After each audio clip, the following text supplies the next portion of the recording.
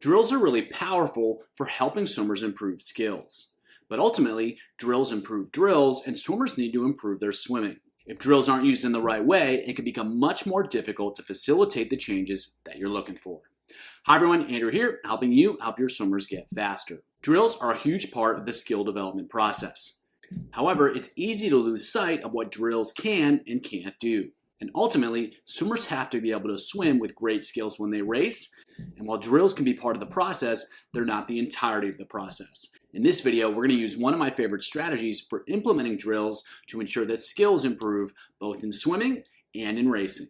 Let's check it out. So what are the problems that we face when trying to develop skills? Well, there are two big issues. Doing drills doesn't necessarily improve skills during swimming, and swimming by itself doesn't necessarily improve skills. So why is that the case? First of all, drills are either usually simplified or decomposed into the specific parts of the stroke in order to help swimmers get a better understanding of what to do during that particular part of the stroke. So while that's good from an isolation standpoint, getting better at the drill doesn't necessarily mean they're just going to immediately get better at swimming. And getting better at swimming is what it's all about.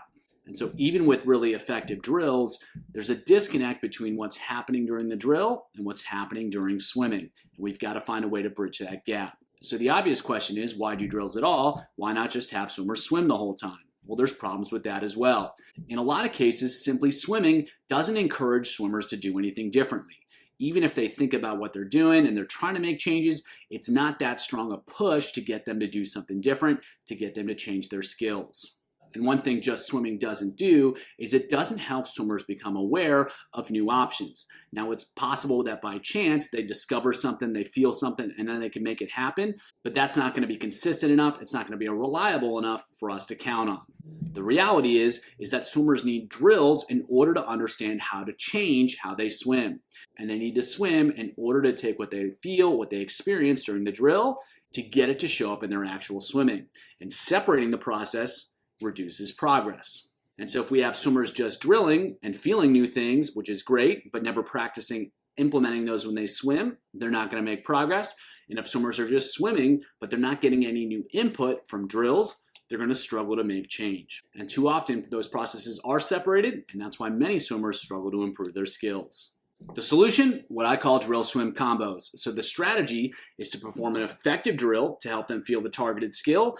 Obviously, if it's not helping them feel anything that's relevant to their swimming, it's not helping them improve, that's not going to be any good. So it needs to be a good drill as a starting point. And then they need to go right into full stroke swimming and try to execute the targeted skill. So whatever they feel during the drill, they need to get the chance to apply that right away when they swim. So then you just do that combination over and over and over again. So what usually happens is there are some drills in the beginning of practice, and then swimmers go train. What you want to do is have as many combinations of drill and then swim, drill and then swim, drill and then swim, so that they can feel something new and then get the chance to apply it. And the more time swimmers can make that happen, the faster they're going to improve. So from a conceptual standpoint, the drill is showing them a new way of moving through the water. They're getting some new input, they're getting some new feedback, they're getting some new sensation, and that shows them that new options are possible. But we can't just stop there. They've got to take those new options and practice them when they swim. And by doing the process over and over again, they get the exposure to the new stimulus, and then they can try to make it happen. New stimulus, make it happen. New stimulus, make it happen. And you just keep doing that over and over again. That way we get the advantage of drills, we get the advantage of swimming, and then we minimize the negative impacts of both drilling and swimming. What's powerful about this strategy is that it works in any context. Any type of training you want to do, any stroke you want to do, any skill you want to do.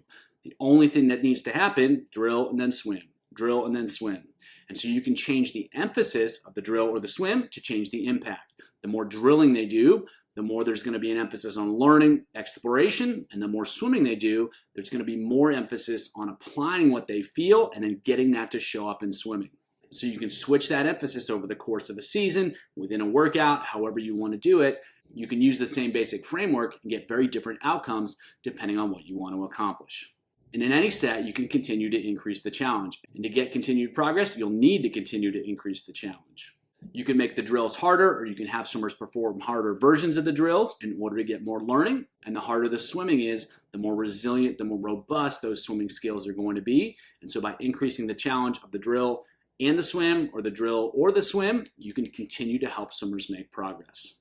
So here's a simple freestyle set to illustrate these concepts. So they're going to go 4 150s, 25 underwater recovery, 50 freestyle. They're going to descend those 1 to 4 at the same stroke count. So we've got the drill and the swim, and they're going to go through that a bunch of times. Then they're going to go 4 125s, descend the 25s from smooth to strong. The second and fourth are 25 over under freestyle. So one arm recovers over the water, one arm recovers under the water. Then they're going to go 4 100s, 25 underwater recovery, 75 freestyle, descend 1 to 4 at the same stroke count again. And then they'll go 4 75s, 50 over under freestyle smooth, plus 25 freestyle strong. And then 4 50s, odds, 25 underwater recovery, 25 freestyle, build both 25s. And then evens are freestyle with solid effort. And then 4 25s, odd, over under freestyle, build to fast. Evens are freestyle strong. What we're working on is really good rotation timing throughout. And rather than just doing the drills, or rather than just swimming, we're having them go back and forth throughout, and we're challenging them to perform in different ways to encourage them to continue to learn, to continue to experiment, and to practice applying that to more effective freestyle. This next set is a backstroke set. It's more of a speed set, and we're working on helping swimmers learn to drive the shoulders and to time the rotation with the entry of the arm. So they're going 225s head up backstroke by lifting the head up a little bit, encourages them to drive the shoulders more effectively. They're going to build those to fast, and then they're going to go 25 backstroke, build to fast. The second half of the set, they're going to go 225s, 12.5 head up fast, and then 12.5 backstroke, build to fast, and then a 25 backstroke fast.